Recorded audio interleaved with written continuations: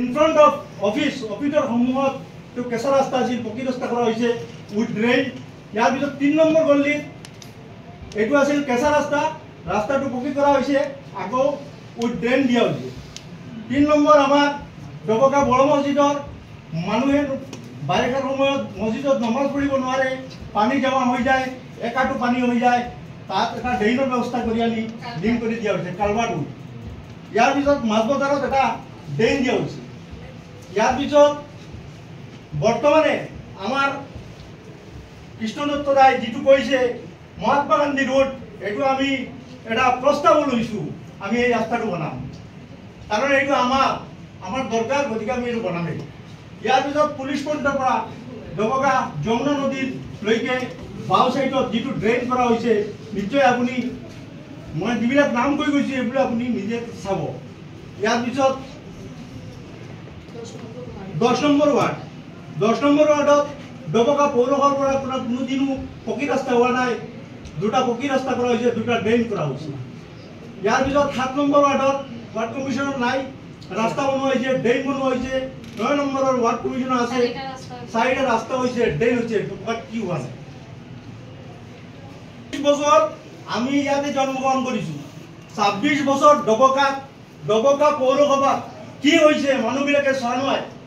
কিন্তু আমি অহাৰ পিছত অন্ততঃ আমি এইবিলাক চাইছোঁ।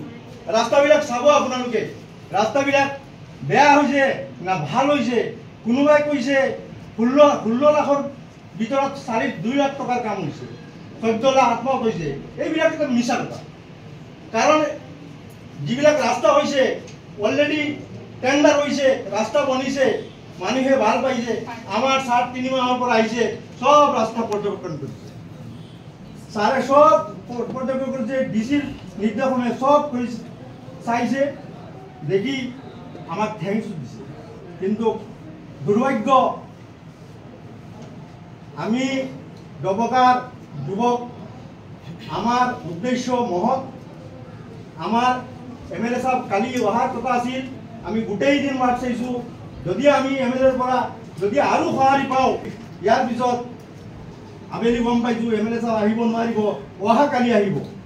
আমাৰ এক্সিকিউটিভ ছাৰে আমাক ফোন কৰি কৈছে আমি জুম্মান নমাজ পঢ়ি আহি বহিছোঁ, কিজানি MLAৰ পৰা আমি কিবা পৰামৰ্শ পাওঁ, আমি আৰু কিবা ডেভেলপমেণ্ট কৰিম, আলোচনাৰ মাধ্যমে ডেভেলপমেণ্ট কৰিম। এইবিলাক আমাৰ চিন্তাধাৰা, আমাৰ সূক্ষ্ম চিন্তাধাৰা নহয়, আমাৰ বৃহৎ চিন্তাধাৰা আছে।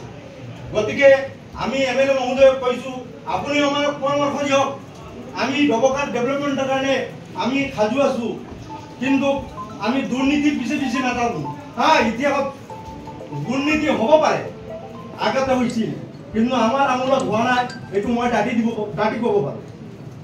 আমাৰ এই বডিৰ দুৰ্নীতি হোৱা নাই, মই এইটো দাঁতি ক'ব পাৰোঁ। কাৰণ ৰাস্তা ঘাট যিবিলাক হৈছে, মোৰ ৱাৰ্ডত যিটো ৰাস্তা হৈছে, সেই ৰাস্তাত মই নিজে কণ্ট্ৰেক্টৰৰ ওচৰত মই বহি ৰাস্তাৰ কাম কৰাইছোঁ। গতিকে এইবিলাক কোনো ক'ব পাৰে, কোনোবাই ক'ব পাৰে, কোনোবাই RTI মাৰিব পাৰে। RTI ৰিপৰ্ট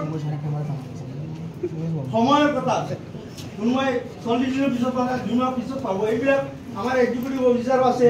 আজি এক্সিকিউটিভ অফিচাৰক আমি কলাত লৈছোঁ, তেওঁ ৰাতিপুৱা 6টা বজাত হুজাইৰ পৰা আহি ডবকা মানুহৰ পথ জাবৰ জোঁথৰ পথ পৰিষ্কাৰ পৰিচ্ছন্নতা কৰিবৰ কাৰণে তেওঁক আমি ধন্যবাদ দিব লাগিছিল। কাৰণ যিজন মানুহে ৰাতিপুৱা নাখাই আহি ৰাতিপুৱা 6টা বজাৰ পৰা সন্ধিয়া 5 বজালৈকে ডবকাত পথ কেনেকৈ